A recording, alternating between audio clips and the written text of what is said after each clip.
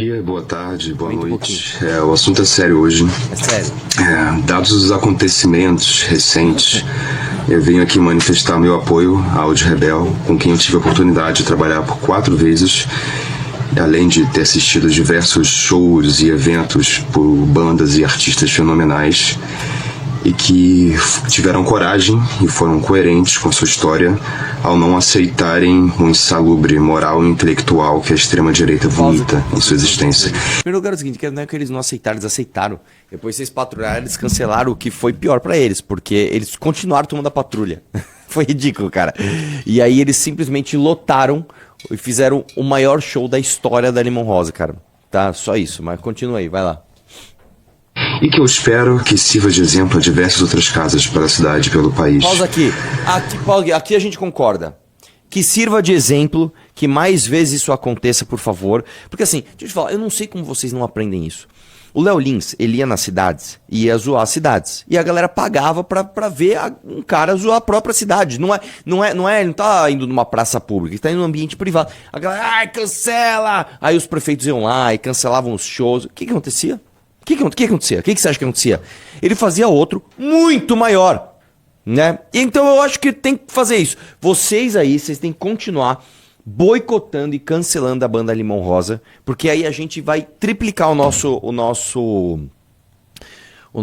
público. Vai lá, continua. Nossa, vai. Que confirmando assim a Audi Rebel como sendo um dos bastiões do alternativo e do independente do Rio de Janeiro. Isso. Bom dia, boa tarde, boa... Mano, até o vídeo dele. Mano, assim, pelo amor de Deus, cara. Sei lá, toma uns tapas na cara antes de você fazer um vídeo, vai com um pouquinho mais de energia, um pouquinho mais de raiva, dá uns gritos, cara. Dá aquecido. Mano, vocês não são do teatro? Faz aquele. Você sabe, passar alguma energia. Parece que você tá, mano, sei lá, parece que você fumou umas 3 bombas. O cara meteu-lhe 3 velas de manhã ali, meio. Ai, Audi Rebel, tamo junto. Que isso, cara. Obrigado pelo vídeo, que façam mais vezes isso, tá bom? Vamos lá? Põe na tela, meu. Dá like nessa live. Governo brasileiro se prepara para a tarifa extra de 12,5% de Trump. Definição sobre o acúmulo da sobretaxa de 25% ainda é esperada. Eu vou te falar, cara, ninguém sabe exatamente quais são os efeitos populares dessa taxa. Por quê? Vamos lá.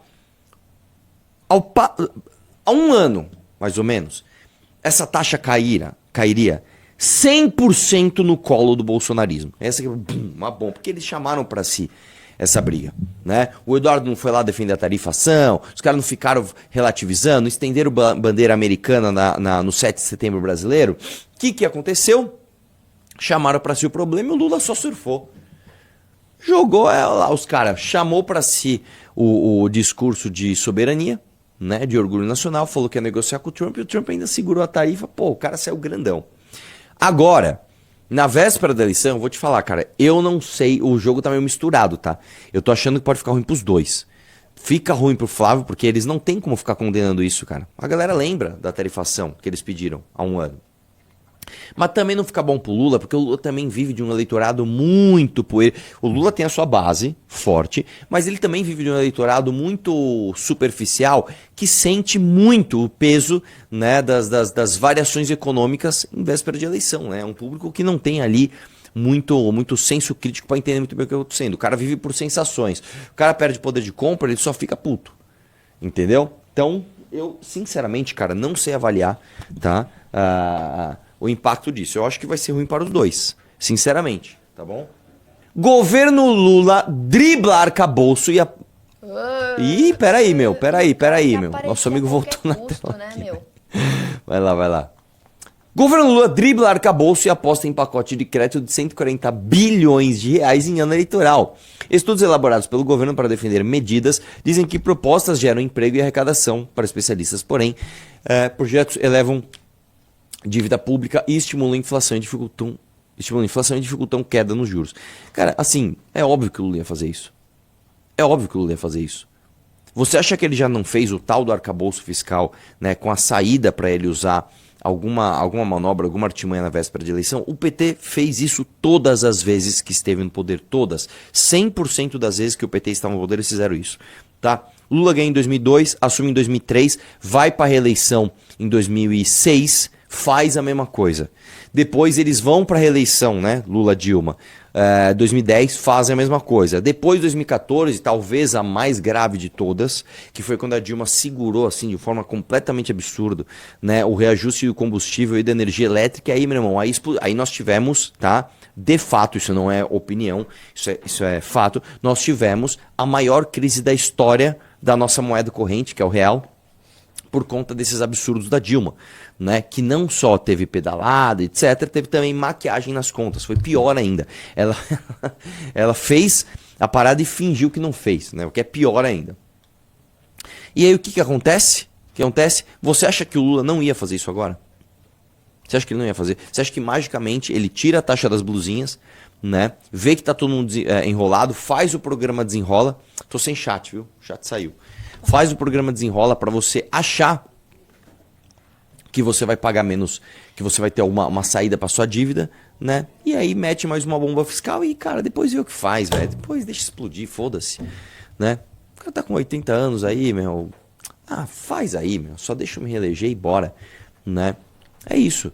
Aí a gente tenta, né, há muito tempo já, pôr um pouco de juízo na cabeça das pessoas para falar, meu irmão, você não sabe, cara, isso aí é um problemão. Isto é um problemão. Isso é uma coisa que arrebenta com a tua capacidade de compra no futuro, tá? Porque você faz com que o país tenha mais despesas recorrentes, você faz com que o país tenha mais incerteza, né, fiscal, somada inclusive a nossa insegurança jurídica. É óbvio que você vai ter o maior juros do mundo. Não tem como você não ter uma taxa de juros desse tamanho, né? E aí você vai ver um monte de esquerdista relativizando isso. Não, tem que fazer auditoria cidadã da dívida pública. Não tem que fazer auditoria nenhuma. Sabe por quê? Tem que fazer. Faz aí. Não vai dar nada. Tá? Spoiler. Não vai dar nada. Nós devemos que a gente deve. Tá? E aí o que vai acontecer? Isso. A gente vai ver mais uma vez o PT fazendo isso. Por isso que eu falo pra você, cara. Não adianta você querer mudar um país com ideologia. Não adianta, cara. Não adianta se combater isso, porque isso aqui é uma questão, né, pragmática, que a desculpa ela vem de forma ideológica. Não, o juro é porque o banco está roubando as pessoas. Não, cara, o juro é porque a gente é irresponsável fiscalmente e aí os bancos se aproveitam disso. Né? Ô, Ferio, pede lá o pessoal daquela, né, segurada. E aí o outro projeto, que é o projeto de direita do Flávio, também vem com o mesmo pacote. Não, quem vai combater isso é o Flávio, que está prometendo celular de graça para mulher. Ampliação do programa Bolsa Família. Votando a favor de projeto de lei anti-misoginia. Então é isso, né? Vamos lá, próximo. E aí, tá grávida, né? Opa.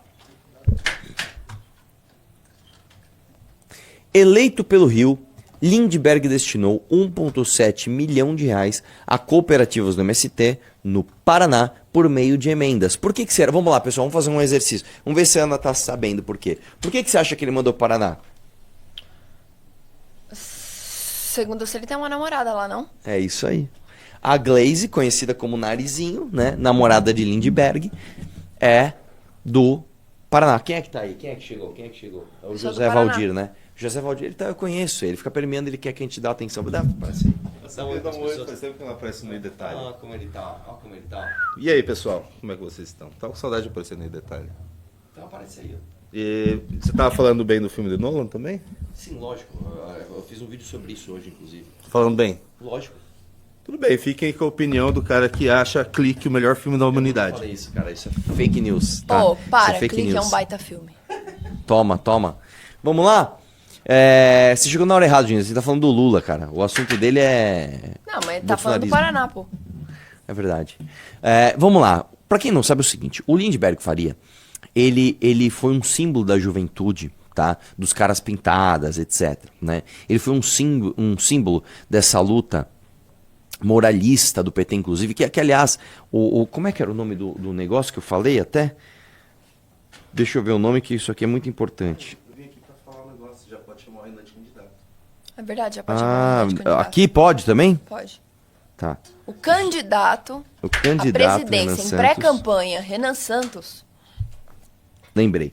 É o seguinte, o PT surgiu, né, nos anos 80 com a tal da bandeira da ética, né? O que era a bandeira da ética? Era basicamente uma forma de dizer que todo mundo era ladrão, todo mundo era filho da puta, só o PT era honesto, etc. E o Lindbergh Faria, anos depois, foi um dos expoentes jovens disso, né? O Lindbergh Faria foi um cara que ele fez parte ali do PT na sua origem. O problema é o seguinte, o Lindbergh, dizem, não sou eu quem está dizendo, dizem que ele gosta de açúcar, né? Dizem que ele gosta de açúcar, né? Ele gosta pra caralho de açúcar e não sei o que lá. E dizem que o Lindbergh Faria é um cara meio inconstante, né? O Lindbergh Faria, para quem não sabe, ele é recordista, inclusive, em inquéritos parados no STF, tá? Eu não sei se hoje ele mantém esse recorde, eu sei que quando eu comecei a fazer os meus vídeos em 2016, né? Ele era o cara que mais tinha inquérito parado no STF, né? E basicamente ele é um cara que ele não tem moral nem dentro do próprio partido. O próprio PT não leva o Lindbergh muito a sério, né? O PT também ele é feito de vários nichos, várias partes, né? Uma delas, que é essa área, né? Narizinho, Gleisi Hoffmann com Lindbergh, o Lindinho, é uma área que briga, por exemplo, com a área do Haddad, que briga com a área da Janja, etc, né? E o fato é que esse cara ele não se elege, né, por conta de bom trabalho. Ele se elege por conta de recall ideológico daquilo que um dia ele foi. E é isso, né? O Lindbergh, inclusive, ele já foi senador, se não me engano, né? E aí, basicamente, ele está enviando emendas para o estado da sua namorada, Gleisi Hoffmann. A gente viu semana passada o escândalo que teve do Valdemar da Costa Neto indicando emenda, sendo que ele não é parlamentar, ele é presidente de partido. Pergunto pra você, será que a Gleisi Hoffmann tá fazendo a mesma coisa? Hã? Eu tenho certeza que sim. Não é mesmo? Próximo. Nossa, vai acabar em 10 minutos essa live. Calma, Mel. Calma. Dê like na live, meus lindos. Da favela para o mercado. Curso gratuito de drone. Um piloto contratado costuma ganhar entre R$ 2.600 a R$ 3.700 por mês, mas em áreas especializadas a remuneração pode passar de R$ 10.000. Eu só queria conectar essa notícia aqui com uma notícia que a Heloísa falou, que você tinha falado na semana passada e que eu vi na sexta-feira também, de uma facção lá no Rio de Janeiro atirando granada no espaço de outra facção e comemorando pela televisão. Você se lembra desse vídeo? Não. Não. Vi. Eu reagi, Sim. que o cara joga uma bomba e fala, Sim. peguei ele, não sei o que Isso. lá. Aí agora, basicamente, o Lula achou que seria uma boa ideia você dar um curso gratuito de drone para as pessoas que moram nas favelas do Rio de Janeiro. Eu vou te falar, até as boas ideias no Brasil se tornam más ideias, né? Porque não é uma coisa ruim você qualificar pessoas para empregos que estão em alta no seu tempo, né? O problema é que a gente tem um efeito colateral disso, que são as pessoas indo pilotar drone pro Comando Vermelho. Agora eu vou te falar também, eu nem acho que isso vai aumentar por conta desse curso, porque no fim do dia, quando o Comando Vermelho quer alguma coisa, ou quando o TCP quer, eles vão lá e conseguem. Eles pagam o curso e já era. Mas vamos lá, próxima. É isso, gente. Obrigada. Até a próxima. Vamos lá. Jovem com leucemia morre à espera de remédio, já incorporado ao SUS. Larissa Morim chegou a conseguir liminar que obrigava a União a fornecer medicamento. Ela morreu 59 dias depois da decisão sem o tratamento. Deixa eu... Ó. Em 2020, cara, quando a gente fez a campanha da prefeitura, a gente estava no meio da pandemia. Instintivamente, a gente pensou o seguinte, o assunto de saúde vai ser um dos assuntos mais requisitados e que as pessoas mais vão se interessar. Estudei pra caramba, apresentei um monte de propostas, e dentre aquele rol gigantesco de coisas que a gente propôs para a prefeitura, as de saúde foram as que as pessoas menos ligavam. As pessoas cagaram para isso, ninguém ligou para isso. O que acontece faz uns 3 congressos já que eu vou, que tem perguntas de saúde, tá? Eu não sei se está havendo, de repente, uma mudança nisso, as pessoas estão se interessando um pouco mais em saúde, mas caso isso esteja acontecendo, eu vou inclusive deixar aqui uma orientação rápida para você entender o problema de saúde do Brasil e do mundo. Vamos lá. O mundo inteiro vive um dilema. E esse dilema, ele faz parte de, sei lá, todos os países, inclusive os países desenvolvidos. Até onde o Estado vai fornecer saúde para uma pessoa que precisa? Instintivamente, como é que você responde isso? Até onde o Estado tem que oferecer? Até onde a pessoa tem direito à saúde? Instintivamente você vai responder até o fim, cara. Se a pessoa precisa de uma aspirina, se a pessoa precisa de um tratamento de câncer, é direito dela. Qual que é o problema disso? O problema disso é, conforme a medicina avança, você vai descobrindo mais curas para mais doenças e mais tratamentos para mais doenças que às vezes são incuráveis, que antes não existiam. O problema é, quando esta descoberta ela é recente, geralmente ela é muito cara. Porque você tem patentes. As patentes de saúde eu não sei, eu não lembro agora se elas duram uns 20 anos, tá? Mas eu acho que são 20 anos também. Geralmente, quando um laboratório gasta muito dinheiro com pesquisa, tá? Muito, mas muito mesmo. Você tenta ali, sei lá, 200 coisas, gasta dinheiro, joga tudo fora, pega aquele monte de informação que dá certo, e aí uma hora uma dá certo. Putz, isso aqui deu certo. Você pega uma patente para cobrir os gastos de toda aquela pesquisa que você teve, certo? Em alguns casos a pessoa abre mão da patente, que é uma coisa mais rara, mas, via de regra, a pessoa fala assim, não, isso aqui é patenteado, isso aqui é meu, você precisa pagar. Tá, então isso é muito caro. Aí vem a seguinte questão. A partir do momento que não existia um tratamento e passa a existir automaticamente, todos os cidadãos daquele país têm direito a esse tratamento? Porque está dentro desse balde chamado saúde? Já mudou tua percepção. Aí vem outra questão. Onde está a linha? Onde está a linha? Então vamos lá. O que acontece muito no Brasil? A gente entendeu, né? Você sabe que a história do Brasil, a gente não tinha Ministério da Saúde até metade do século XX. Até metade do século XX, cara, saúde pública era Santa Casa. Era caridade. Não existia uma política pública oficial do Estado brasileiro para fornecer de forma estruturada e contínua saúde para as pessoas, para a sua população. Não tinha. Era caridade. Cria-se o Ministério da Saúde, as coisas vão evoluindo, a gente vai aprendendo. Constituição de 88, cria-se o SUS. Como que o SUS foi pensado? E o SUS é um sistema genial. Nós vamos fazer um sistema tripartite. O município, o Estado e a União vão participar do fornecimento de saúde para as pessoas na seguinte lógica. O município pulveriza atendimento e chega mais rápido na ocorrência. Mais do que isso, o município é também responsável pela prevenção, que é muito mais barata e muito mais eficiente do que você esperar a pessoa adoecer.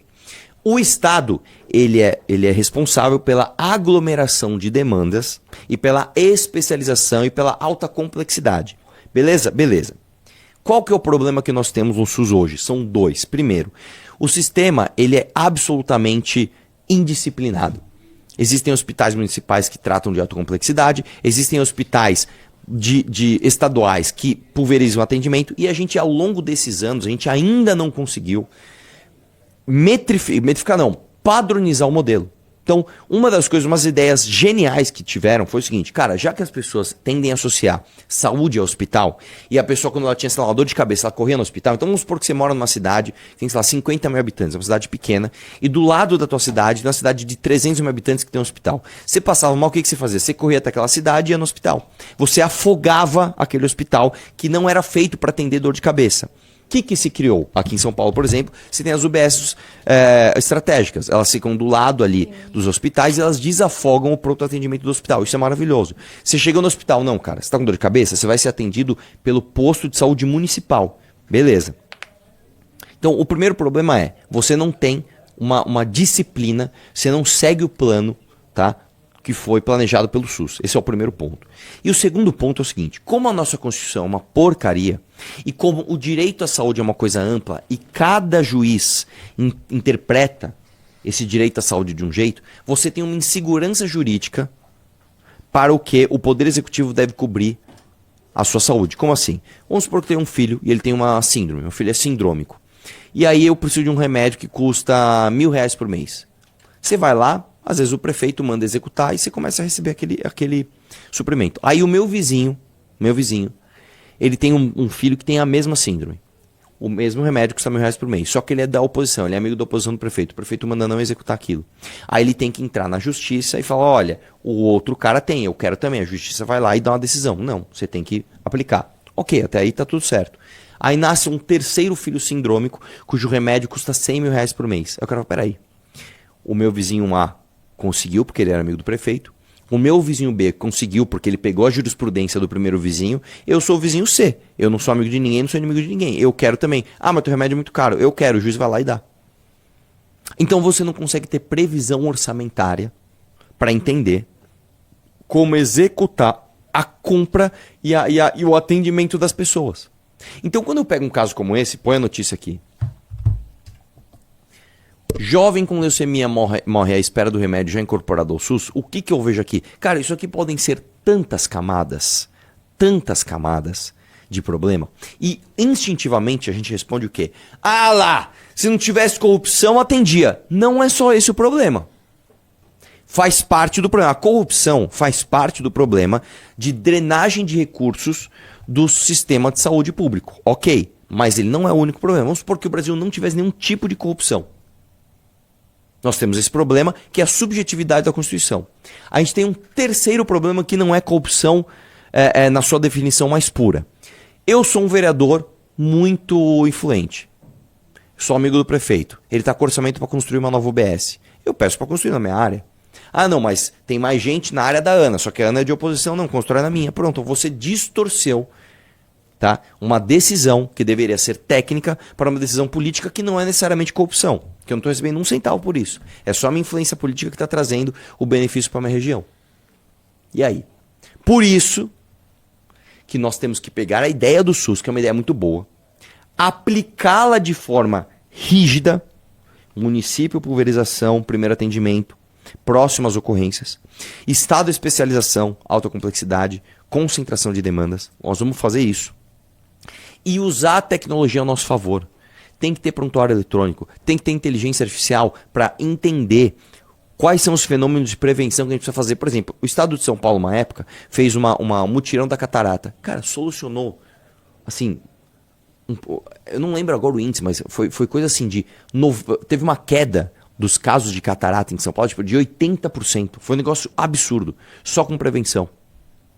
A gente tem que investir em agente de saúde, que é o cara que vai... Ela já faz isso várias vezes. Ô, seu João, o senhor tem pressão alta, não come sal. Ô, dona Maria, você tem diabetes, não come açúcar. Para de comer fast food. Ah, mas estou comendo um salgadinho aqui, um fandango. Não, fandango você não pode comer também. Né? É isso. É isso. Então, quando eu vejo uma notícia como essa, eu poderia reagir da forma mais superficial possível. Se não roubasse... Não é bem isso. Não é bem isso. O plano pra gente ter um sistema de saúde justo passa necessariamente para a gente consertar uma série de distorções de algo que foi bem idealizado, que é o SUS.